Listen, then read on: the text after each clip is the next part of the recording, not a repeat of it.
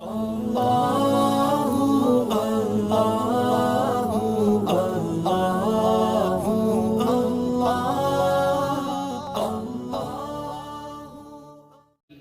صالحہ کے حوالے سے کس طرح تربیت فرمائی اور کس طرح ترغیب حضور علیہ السلام نے دلوائی، اس حوالے سے ایک حدیث مبارکہ حضرت ابو ہریرہ رضی اللہ تعالیٰ عنہ اس حدیث مبارکہ کے راوی ہیں۔ حضرت امام جلال الدین سیوطی نے الدر المنصور اپنی تفسیر کے اندر اس حدیث کو بیان کیا، اور حضرت امام ترمذی نے نوادر الاصول کے اندر اس حدیث مبارکہ کو بیان کیا۔ راوی امام جلال الدین سیوطی کی بھی روایت کردہ حدیث کے حضرت ابو ہریرہ، اور حضرت امام ترمذی کی روایت کی بھی راوی حضرت ابو ہریرہ ہے۔ فرماتے ہیں کہ قال رسول اللہ صلی اللہ علیہ وآلہ وسلم، حضور علیہ السلام نے فرمایا، اربع من اعطیتہن لم یمنع من اللہ اربع، کہ 4 چیزیں ایسی ہیں کہ وہ 4 چیزیں اگر بندے کو اللہ کی طرف سے عطا ہو جائیں تو ان کے عطا کی وجہ سے، عطیہ خداوندی کی وجہ سے بندہ دوسری 4 چیزوں سے محروم نہیں رہتا۔ 4 چیزیں جب اللہ بندے کو عطا فرما دیتا ہے، اس کے ساتھ دوسری 4 چیزیں اللہ ضرور عطا فرماتا ہے۔ وہ کون سی 4 چیزیں ہیں؟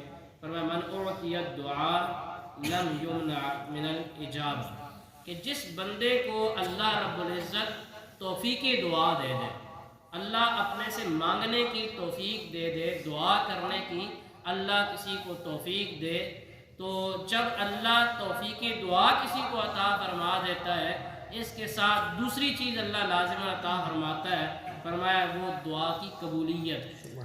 جس بندے کو اللہ سے مانگنا مل جائے، مانگنے کی توفیق مل جائے، تو اللہ ضرور اس کو صحرائے اجابت کی دعا کو عطا فرماتا ہے۔ فرمایا اس لیے کہ اللہ رب العزت کا وعدہ ہے، ادعونی استجب لکم، کہ تم مجھ سے دعا مانگو میں تمہاری دعا کو قبول کروں گا۔ اب دعا کی قبولیت، کبھی تو ہم دیکھتے ہیں جو ہم مانگتے ہیں دنیا میں ہمیں اس کا اثر جلد مل جاتا ہے، کبھی ہمیں دنیا میں اس کا اثر نہیں ملتا۔ یاد رکھیں، اثر دنیا میں ملے وہ ظاہری اثر ہے، وہ ظاہری طور پر دعا قبول ہو جاتی ہے، اور اگر اثر نہ ملے تو مایوس نہیں ہونا چاہیے۔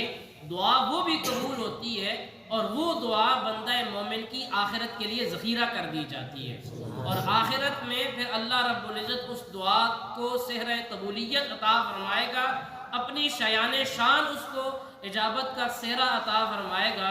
تو بندہ پوچھے گا، اے مالک و مولا، یہ چیزیں مجھے کہاں سے ملی ہیں؟ فرمایا یہ دنیا میں جو تو نے دعائیں کی تھی، دنیا میں بظاہر اس کا صحرا اجابت تجھے نظر نہیں آیا تھا، آج اس کا نتیجہ آخرت میں تو دیکھ لے۔ اس وقت بندہ آرزو کرے گا کاش کہ دنیا میں میری کوئی دعا قبول ہوئی نہ ہو، آخرت کے اندر میں۔ فرمایا کہ جب بندہ دعا کرتا ہے تو دعا کے ساتھ اللہ صحرا اجابت اس دعا کو ضرور عطا فرماتا ہے۔ لیکن دعا بھی یاد رکھیں کہ دعا کے جو آداب حدیث مبارکہ کے اندر بیان ہوئے ہیں، ان آداب کو ملحوظ رکھ کے دعا کی جائے، پھر ہی اس کو صحرا اجابت ملتا ہے۔ ان میں سے ایک چیز جس کے اندر ہم بہت زیادہ غفلت کرتے ہیں کہ دعا کر رہے ہوتے ہیں، ہاتھ ہمارے اٹھے ہوتے ہیں، یہ بھی نہیں پتہ ہوتا کہ ہم مانگ کیا رہے ہیں اور کس سے مانگ رہے ہیں۔ دنیا داروں سے مانگنے جائیں تو ہم مکمل اہتمام کے ساتھ مانگتے ہیں، مانگنے والا منہ بھی بناتے ہیں، ہاتھ بھی ان کے سامنے پھیلا دیتے ہیں، جھولی بھی پھیلا دیتے ہیں، اور مقصود اگر کوئی بہت بڑی چیز ہو، اپنی عزت جو سر میں ہے، تاج عزت کا، ٹوپی ہے، پگڑی ہے، گود ہے، جھولی ہے، وہ سب کچھ اس کے سامنے بچھا دیتے ہیں۔ یہ دنیا دار سے مانگتے ہیں، لیکن جب اللہ سے ہم مانگتے ہیں تو ہمارا انداز کیا ہوتا ہے؟ یہ بھی نہیں پتا کہ مانگ کیا رہے ہیں، اور یہ بھی ادراک نہیں ہوتا کس سے مانگ رہے ہیں۔ یاد رکھیں رسول اللہ صلی اللہ علیہ وسلم نے فرمایا، اللہ رب العزت ارشاد فرماتا ہے، میں کسی غافل دل کی دعا قبول نہیں کرتا۔ تو جب کبھی دعا کریں، ضروری نہیں گھنٹوں گھنٹوں دعا کریں، آپ ایک لمحے کے لیے جب آپ کی عاجز مسکین میں تیرا شکر کیسے ادا کر سکتا ہوں، تو لہذا جب کبھی اللہ شکر کی توفیق دے گا تو اس کے ساتھ اللہ نعمتوں میں ضرور اضافہ دے گا۔ چوتھی چیز حضور علیہ السلام نے فرمایا، وَمَنْ أُعْطِيَ التَّوْبَةَ لَمْ يُمْنَعِ الْقُبُولَ، کہ جب بندہ اللہ کی بارگاہ میں توبہ کرے توفیق توبہ بندے کو اللہ عطا فرما دے تو اس کے ساتھ ضرور اللہ رب العزت اس بندے کی توبہ قبول بھی فرماتا ہے۔ لیکن توبہ بھی جو احادیث مبارکہ کے اندر، شریعت اسلامیہ کے اندر آداب ہیں توبہ کرنے کے، ان آداب کے ساتھ کی جائے۔ سب سے پہلے یاد رکھیں کہ جس گناہ سے توبہ کر رہے ہیں اس گناہ پہ آپ کو شرمندہ ہونا پڑے۔ حقیقتاً اللہ رب العزت کی بارگاہ میں اس گناہ پہ آپ شرمندہ ہو کہ مجھ سے یہ گناہ ہو گیا، اے مالک میں تیری بارگاہ میں شرمندگی کا اظہار کرتا ہوں اور میرا دل واقعتاً اس گناہ پہ شرمندہ ہے، میں نے تیری نافرمانی کی ہے۔ سب سے پہلے اس گناہ پہ شرمندہ ہونا۔ دوسری چیز جو ہے کہ اس گناہ کا اللہ رب العزت کی بارگاہ میں اظہار کریں، لوگوں کے سامنے اظہار نہ کریں۔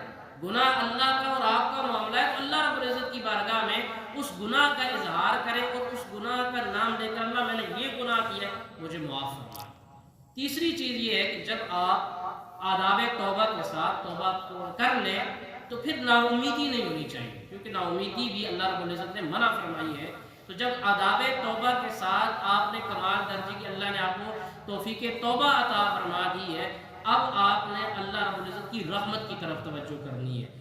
یہ سوچنا ہے کہ جس مالک نے، جس خالق نے، جس میرے پیارے مالک نے مجھے توفیق توبہ دی ہے، اب یہ اس کا کرم تھا، توفیق توبہ دے دی ہے، اب یہ اس کی رحمت ہوگی، میری توبہ کو قبول فرما لے گا۔ جب ان کے ساتھ، ان آداب کے ساتھ توبہ کی جائے، حضور نے فرمایا جو اس کو اللہ توفیق توبہ دے دیتا ہے پھر اللہ رب العزت اس کی توبہ قبول بھی فرماتا ہے، کہ یہ بھی اللہ کا وعدہ، وَهُوَ الَّذِي يَقْبَلُ التَّوْبَةَ عَنْ عِبَادِهِ، وہی ذات ہے جو اپنے بندوں کی توبہ قبول فرماتی ہے۔ اللہ رب العزت ہمیں سمجھنے کی، عمل کی توفیق